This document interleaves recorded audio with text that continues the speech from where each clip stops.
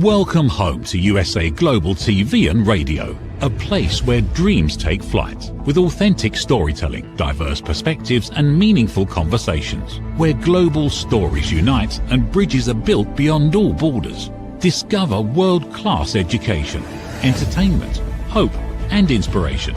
Together, we're building bridges worldwide.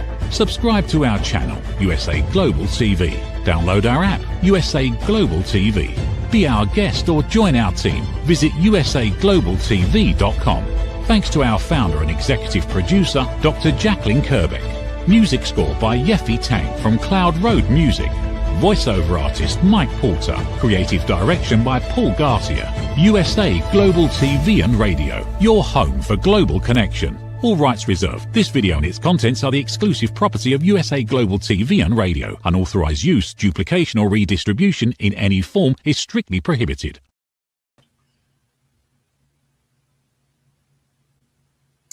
Howdy y'all, Randall Laughlin here. We're starting the show today, Houston, Texas. My guest is from Canada, and so again, international aspect of global USA Global TV.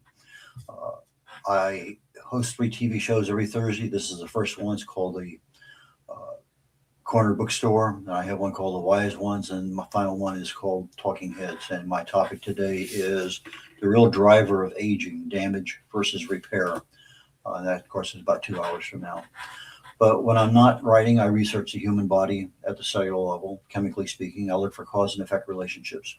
Treat a cause, fix a problem. Treat symptoms, and you'll always be treating symptoms. I specialize in age-related diseases, longevity, just health in general. But those are the focuses. Anything dealing with aging.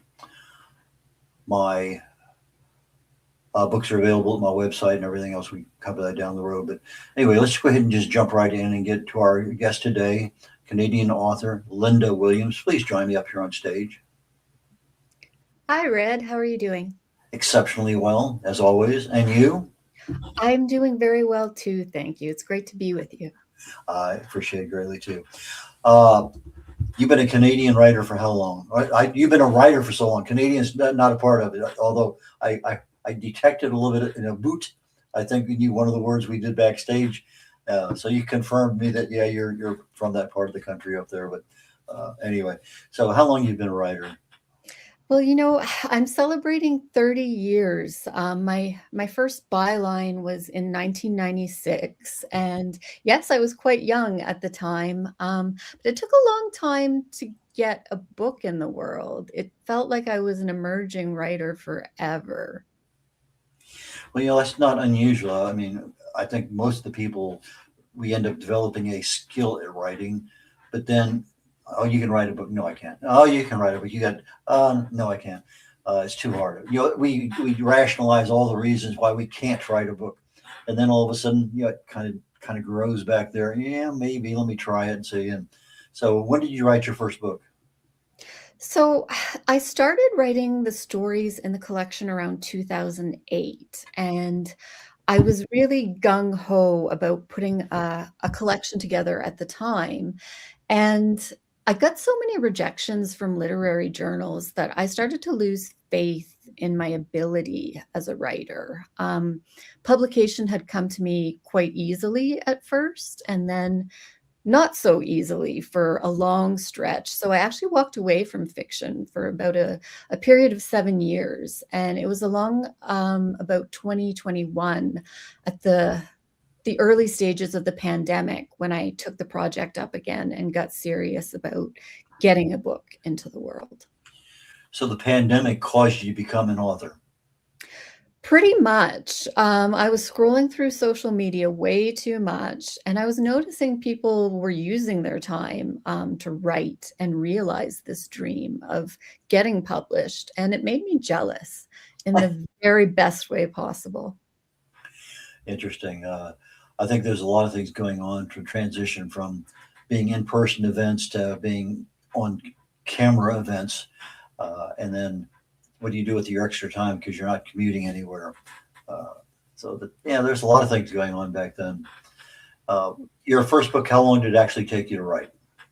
So I spent 18 months revising the older stories and then writing maybe 7 or 8 new ones to round out the collection. Okay, so you have over half a dozen books that you've written so far. No, this is my first collection. I have a fellow Canadian author who shares my name and the spelling of it, who is actually quite prolific in science fiction. So yes, this is my first collection of short stories and my first book overall. Okay. Well, I'm amazed. I'm going to congratulate you right now because I was doing some research on you before we joined. And for a first-time writer to get the number of awards and recognition and honorable mentions and everything else, that's I'm just going to say, well done for your first collection. Thank you so much. Okay, so you started writing this collection of short stories, fiction and stuff. Tell us a little bit about your editing process. Yeah, revision is my favorite part.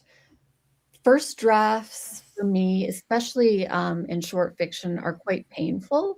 It's just, yeah, sticking it out, button chair to get the words down so I can have something to work with, to shape and mold, and seeing my visions start to come together is my favorite part. Because when I look at a first draft, it's so far from the vision I had in my head that I do despair a little that I might ever reach what I was hoping to go for at the outset. But there is a point in revising and polishing where you get a glimmer of that original vision. And yeah, it just re-sparks your enthusiasm for the project. And it it re-inspires my faith in the whole writing process. What time frame and location are your books written in? So all of the stories are set pre-pandemic, and I did that very much on purpose because in 2021 I hadn't really begun to process everything that was happening. And in general, I'm not very quick at processing major things anyway. So I decided my characters would not be dealing with any of this till I figured out how a person dealt with it. But then because some of the stories had been written back in 2008, it just felt very organic to have them set in the near past. And then in terms of location where they're set, I did want them to be Canadian locations. And mostly what I left for my readers, I would call Easter eggs, so that you might recognize a location based on street names and small details. But the story itself, you could picture anywhere. You know, it wouldn't matter if you're reading from the Pacific Northwest or somewhere in the southern states. You could still picture this in your hometown, right? Okay, so a little bit easier than mid 1800s London or someplace like that. So that at least that makes things easier because you're familiar with it. But what about your characters? How do you choose your characters and how do you develop them? You know, I really think they choose me. Um, Character development usually starts with interiority for me. And most often, stories come to me in the form of a line. And that line is me meeting a character's voice. And I let them talk. Yeah, not all of those words will make it into a story, but it's very much the character telling me what I need to know about them in order to tell their story. And that's definitely my favorite part of writing a first draft. And I do rely entirely on voice. My stories are something I hear before I perceive them. Really, when it comes down to things like what my characters are doing with their hands or the expression on their face when they're talking, that's all stuff I have to go back and write in after I understand who the character is and what the plot will be organically to them. Do you have any particular TV shows or books that you can pick up some hints about these? You mentioned it, as a speaker, public speaker, one of the hardest, you can do body language all over the place, but one of the hardest things for a speaker I found in observing lots of and evaluating them over the years is their passion showing in their face as they're speaking. They can do the body language, but the face just doesn't have that accompanying alignment with the rest of their body. So when you can get your facial expressions down as you're speaking, that's a mark of a very highly successful speaker. So you picked that up already just in your characters, and I realize that you're trying to build a picture of them for your reader. And so when they have that little tick in the eye or that little grin or that drool or whatever it may happen to be, you're trying to give the audience that our reader that extra little bit of connection to your work of love there. Absolutely. And that word passion is so key because when we talk about things that we're passionate about, we do become more animated. We don't have to try. And there's an illumination that occurs that it's really hard to pin down, but it's important to create that for readers, right? It's because it is something that you connect with, as you said, and you can hold on to. How do you get inside the male brain when you have characters? Oh, yeah, that one frightens me the most. That's such a great question because there's only one story in the collection that's written from a man's point of view, and it's the only. No, there are two actually. It's one of two stories written from the third person. And I often choose that distance on purpose when I approach the male point of view because I don't feel as authoritative in it, right? Like women, and a particular kind of woman, I would say, a little bit edgy and complicated, is very much my wheelhouse. So entering the male psyche is always a bit of a daunting challenge for me, and I'm never sure I've carried it off authentically, but it's very much something that I look forward to doing in my next project. My current work in progress is a dual point of view novel, and yeah, I've got a dude in there, and he's given me the gears. Okay, let's talk about the dude a minute because when you're talking about a female character, you can easily describe her clothes, whether it's chiffon or this or shoes, and accompaniment. I mean, that's how do you go into the same level of detail if the guy's wearing a certain kind of belt or whatever that's noticeable, or is it just it's the basic character? Thank you very much, ma'am. We're going to move on. I don't dwell on clothes that much regardless, but I will say I like men's clothes a lot better than women's clothing.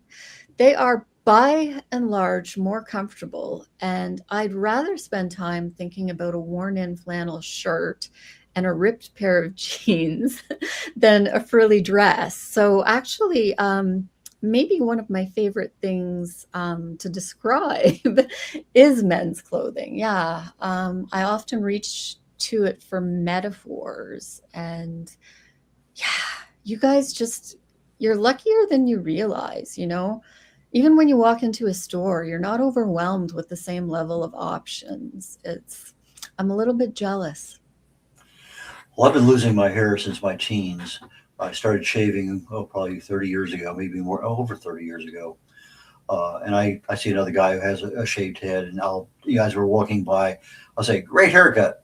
And they'll almost instantly, a smile appears in their face, and they turn and look, and they make some comment back. But that's something that I typically do because it's a commonality. It's 20 years ago, it wasn't that common.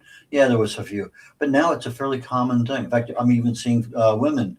I've probably seen here in the last year at least a half a dozen different women that just decide they're going to shave their head, and they do. And for whatever reasons, I have no idea. I don't ask. Uh, but it's a part of the psyche of the person.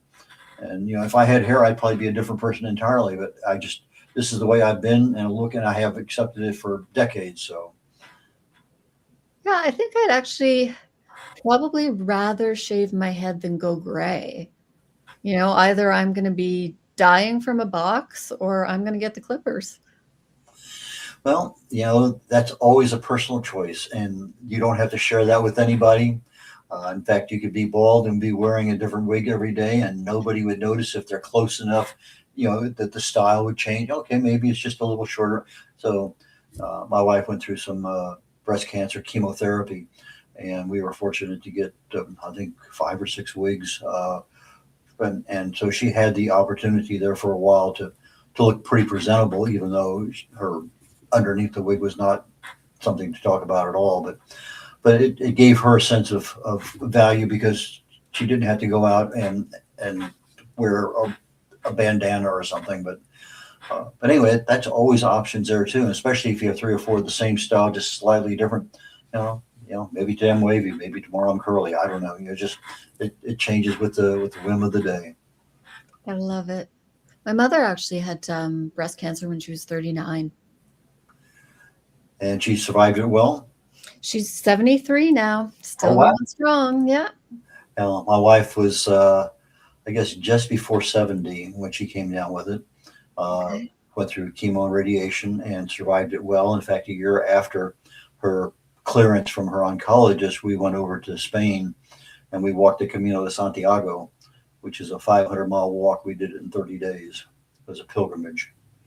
That's lovely. That was her Thanksgiving for her full recovery. And she's been fine every single test we go, every time she goes in, which is about every 6 months to a year, depending on which doctor she goes to. Everything looks good. So, but let's get back to you.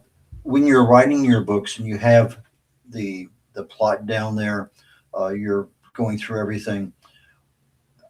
Do you send your chapters out to beta readers or anything like that, kind of like a pre-editor, or you just hold everything in advance until it's done and then you start soliciting opinions?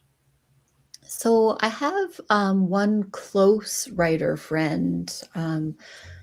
We kind of came out together with our first book and went through all the discovery process together. And that included acting as beta readers for each other. And I do find having feedback like that very important. And having a limited amount of feedback.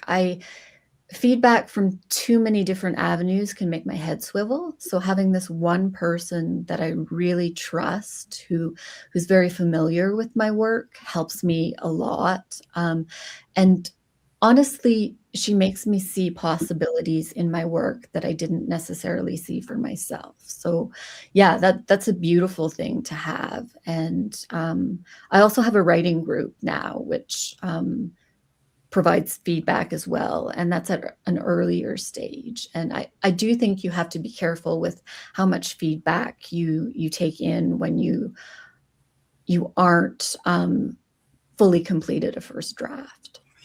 Yeah, it's our baby. We don't want people calling it ugly. So yeah, it's a personal thing, and it's something that we don't mind certain types of critique, but be gentle. It's one of those things.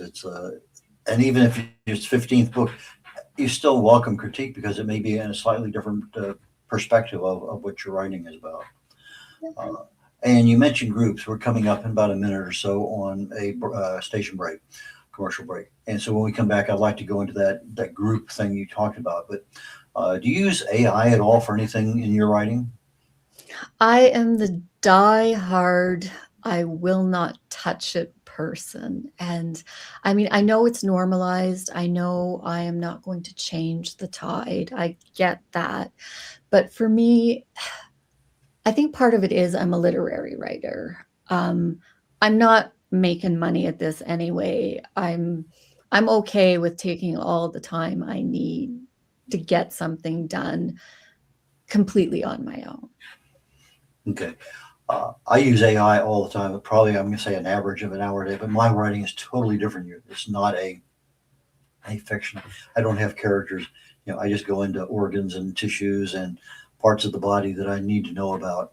And sometimes I get good information and sometimes I don't. And sometimes I got to slap them upside the face and say, hey, don't protect me. Tell me what I need to know.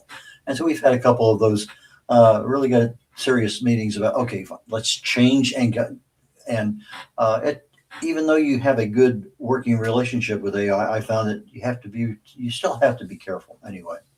But we're at that point in time where we're going to take a quick break here, a minute or so. And we come back. Let's go ahead and talk about how writing groups can help an author, okay?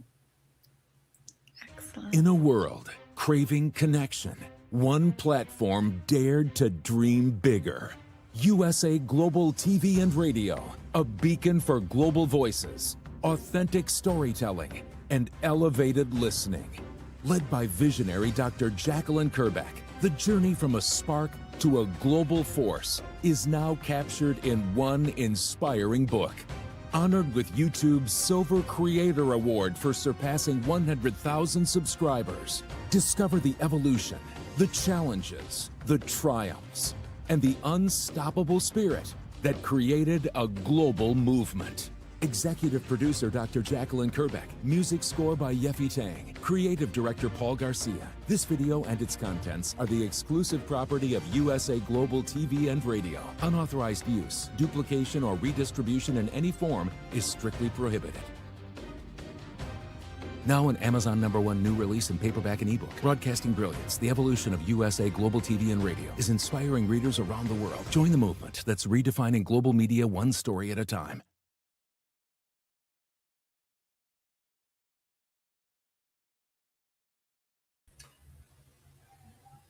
Howdy, y'all. Red Laughlin here. We're on the Corner Bookstore. My guest today is Lynda Williams. Lynda, please join me back up here on stage. Okay, we talked just very briefly about before the break, about AI, and then we said we're going to continue into the writers groups. I mean, I've had several of them that I've been involved with, and I find them to be fascinating. You get to talk to other authors, you get presentations and stuff. Tell us about your experience with the author community and groups. I don't know why I waited so long to seek them out. Earlier, I talked about how it felt that it took forever to emerge. And when I look back, I think, why did you think you had to cowboy it alone? Because I think writers groups can really accelerate your progress. Feedback is definitely a huge part of growing as a writer, and just reading other people's work and thinking about it critically in that way helps you grow in terms of your own revision. So there's a whole skill set you're practicing and offering to each other. But setting craft aside, writing is a bit of a tough row to hoe. It is lonely. There's a lot of rejection involved. So having people to cheer you on and having people to cheer for is so heartening. It really is what tides you over during the rough periods. And I find there's very much an ebb and flow to success. So, sometimes when things are going well, it comes in a wave, and that's lovely. And then you go through dry spells where nothing good is happening for you. But if there's something good happening for someone in your circle, at least you get to celebrate that, right? Okay. Do you use Microsoft Word, or do you have another preferred app, or whatever you want to call it, program to do your writing in? Yeah, I work on a Mac, so I use Pages, and then I export everything to Microsoft Word. Okay. What kinds of problems have you found at all in there? And the reason I'm asking this question is sometimes we have a problem and you get with another author and they say, oh, this is the way I did that. I mean, I found that to be fascinating. So, let me try that. Do you have any breakthroughs that say, oh, I'm sure glad I came today. It was worth the cost of admission. Absolutely. And, in terms of technology, not so much, but in terms of questions people ask me, I think that's my favorite part of feedback. I had mentioned that the work in progress I'm dealing with currently is a dual point of view novel, and that's not the way it started out. It started out as single point of view, first person, woman's perspective. And someone asked me if I was going to enter this guy's point of view because, he has a significant role. He's the main antagonist. And I thought, what? I don't think I can match her swagger. So I said no. And then I thought about my answer, and I had to have a little talk with myself, because what it really sounded like to me was, you're afraid to do this badly. And that won't start in a first draft. The whole point of a first draft is to do something badly. So, yeah, I thought about it and I figured, it doesn't matter if I later take out this person's point of view. I will know his character that much better for having written it. And I'm actually enjoying his point of view more than hers right now. Okay, I heard the words "take out this character." That always like eliminate him completely from the story. No, you're not with the mafia, so we don't have to worry about that right now. But maybe in the future. Or with pandemics, you never know what happens. So there's a lot of different subtle ways to handle that situation. That's right. My AI last night gave me 8 words. Let's choose one of these because we've been through about 4 iterations of my presentation for today, and because we were disagreeing, we were brainstorming, and then it's okay. That's the one, but that's not exactly what. And then all of a sudden, he had clarity based on what I was doing, and so the key thing you just said, I think, is profound. Sometimes you get asked questions that really and truly you don't know the answer to, but you need to know the answer to, and you think about it for a while, and the whole thing may shift because I really need to do that, and that's critical for a writer. Absolutely. And I think that's why one of the most valuable things we can bring to feedback is curiosity. Do you have any particular social media or marketing that you do personally? I know you use Mickey Mickelson with Creative Edge for your primary your stuff, but do you have something that you do on your own? Yeah, I stay on Instagram, and that's where I discover most new writers now. For a long time, writers seemed to hang out on Twitter when it was Twitter, and that's what I did. And it was lovely that you could just link to an article and then click on it and read someone's work and, discover the next book you wanted to read. So Instagram, I miss that feature, but it does seem to be where writers have migrated. And I use Facebook as well, some now too. For a long time, I wasn't active on Facebook, but I think there's maybe a different demographic of people there that I was missing out on. Did you start marketing when you started writing your book, or did you start marketing after the book was literally published? I started thinking about marketing consciously when I signed with Mickey, which was maybe 5 months before the book came out. Okay. And do you have any audiobooks on what you have? I don't know. Is that a plan? It's a consideration. I would love to read out loud. Like I really enjoy doing readings. Yeah, there's just something about hearing the words out loud, hearing your character's voice iterated that I really enjoy. Okay. Well, before when we were backstage, you said maybe we'll have an opportunity to have you read a paragraph from your book. So maybe this is a perfect tie-in to that. Yeah, I think that sounds lovely. This will be a section that I actually read at the launch of the book here in Calgary. There's a moment in your life, if trauma hasn't already come along and plastered shit over everything, when it's all new. Love, the apartment, your commute, buying groceries and paying rent. It's all precious and delicate, wrapped in tissue paper like a bra from Victoria's Secret. It's that moment before you cut the tags off and commit to the underwire, the padding and the lace that leaves a pattern on your skin. And maybe that's new for a while too, say 3 washings. And then you notice that love has funky toenails and makes a shitty roommate. The apartment is the size of a bathroom stall. Your commute is a slow march towards death, culminating with your arrival in hell where you spend eternity waiting in the wrong queue at Safeway, and every day is the first day of the month. Thank you.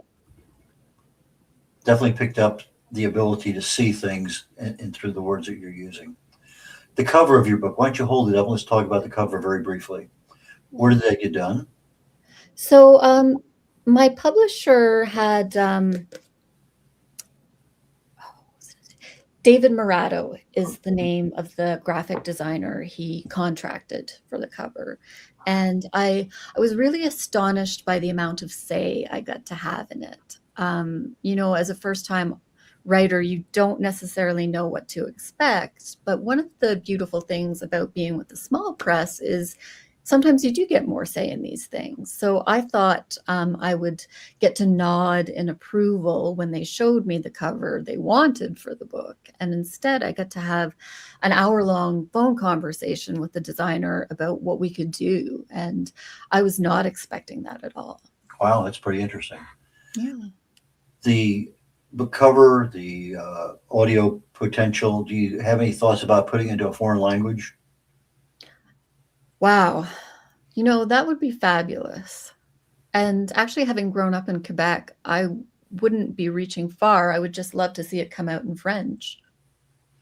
Okay, well, that was kind of the way I was going to ask the next question, but you jumped ahead of me, so no problem there. You have a beautiful smile, by the way. Just point that out to let you know. And for our audio audience that they are missing it.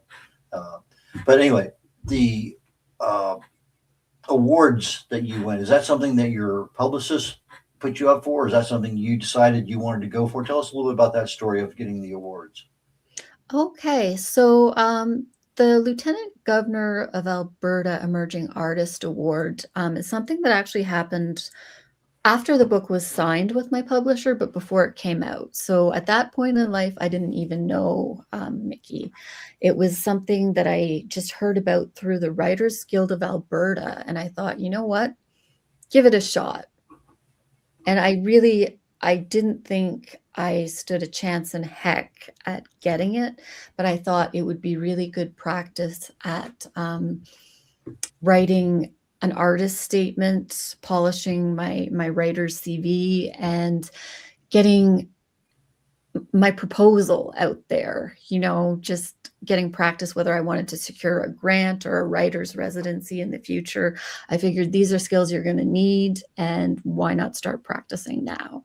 So when I learned that I received that award, and that was funny, I got a phone call, and you don't get phone calls for anything anymore. It was very unexpected. It was delightful. And yeah, just one of those things that probably is once in a lifetime, and I will forever be grateful for the people who made that possible. And then the award for the book, the bronze in the Global Book Awards, was something that Mickey made me aware of. That was not on my radar at all.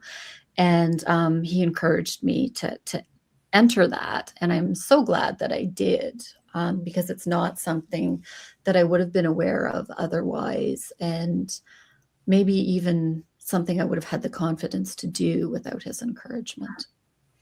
Okay. Do you use any video trailers for marketing your books? I haven't. Are they still popular? Like, I hear different things, right? It's my first rodeo. Okay. The AI that you don't use uses that super easily.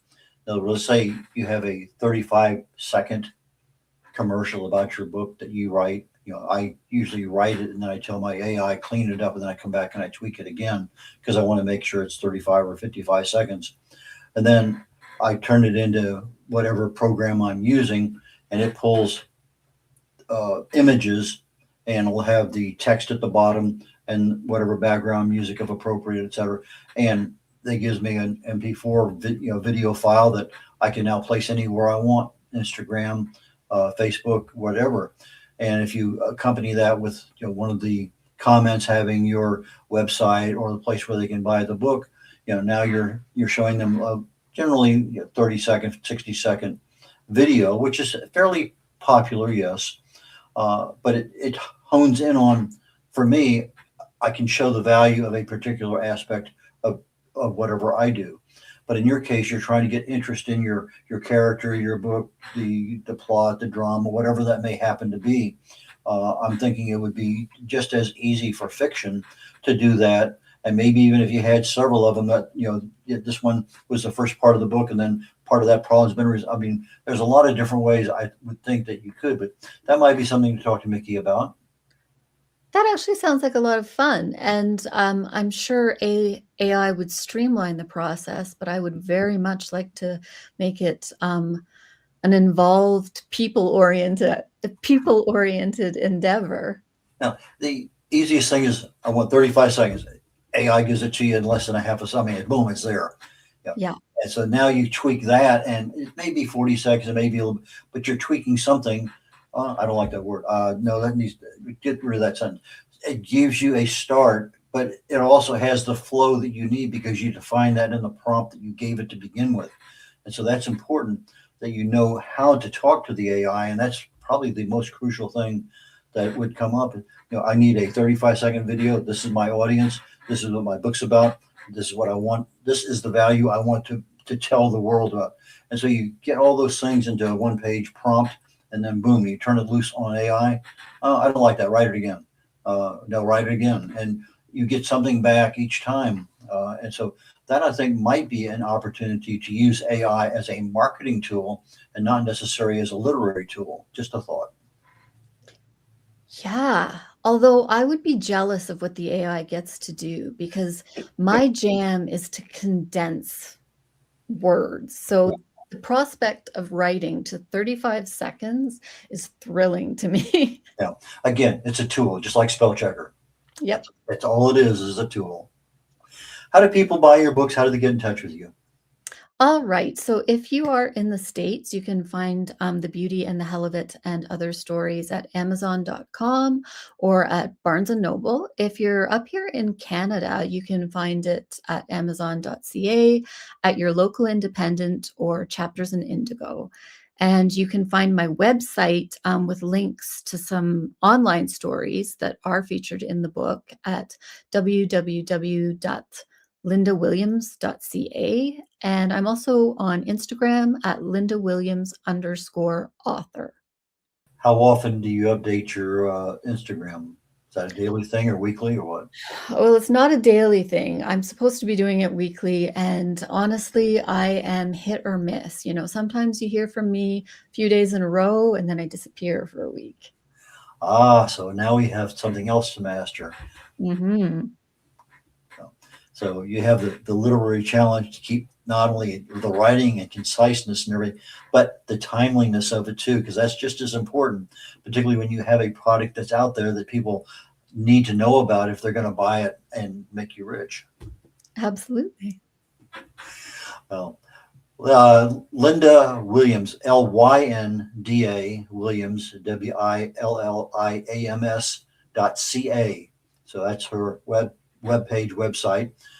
For our audio audience, again, Lynda, Lynda Williams, WILLIAMS.ca. But you can find her books there and also at Amazon.com. So, Lynda, thank you so very much for joining me today. I appreciate the effort that you took to do that. So, again, I want to compliment you on being a very, very successful, award-winning author just for your first book out the gate, your first rodeo, as you mentioned. It was such a pleasure to chat with you. Thanks for having me. I look forward to our next one. Take care, Lynda. We'll catch you later on. Red Laughlin here. We're concluding my first show today on the USA Global TV and Radio Network called the Corner Bookstore. My next show starts in just a little under a minute. It's called The Wise Ones. And my guest today is Chris Severs. He's a friend of mine from a local networking group. And he is I'm going to say a change artist of sort, because he works with people to help them achieve their dreams. So he helps them identify that. But as you're watching the show, we'll get into the details. My final show today, to an hour and 30 seconds, hour and 20 seconds, 80 minutes from now, is called Talking Heads. And it's a show that I put on every week. I have a chance to talk to you about a topic that I like. My topic this week is called The Real Driver of Aging, Damage versus Repair. And that boils down to the fact that 24/7, our bodies are being attacked all over the place, every place in our body. Our bodies are resilient enough to repair all the damage. But what happens when you get older?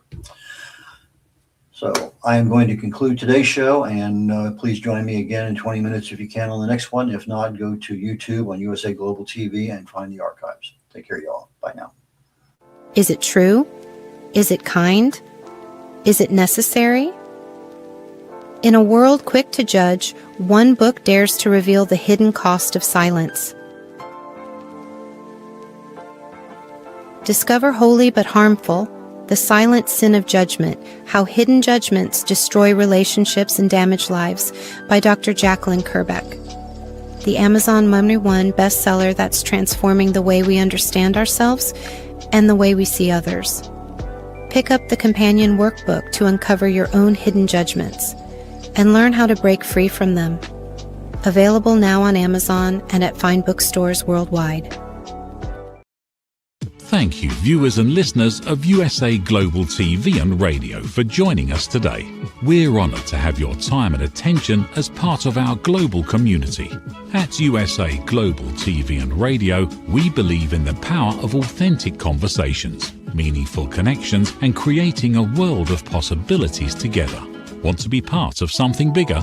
Join our team of elevated listeners at usaglobaltv.com, a space where your voice matters and your ability to listen transforms relationships. Stay connected with us across all our platforms for thought-provoking discussions, expert insights, and empowering stories. Subscribe to our channels at youtube.com/c/USA-Global-TV. Follow us on social media and explore the endless opportunities we're creating for growth, learning, and inspiration. Together, we're not just broadcasting, we're building bridges and changing lives one conversation at a time. For inquiries, contact us at info@usaglobaltv.com. Produced by Executive Producer and Director Dr. Jacqueline Kerbeck. Voiceover by Mike Porter. Creative direction by Paul Garcia. All rights reserved. Visit usaglobaltv.com to view our full terms and conditions.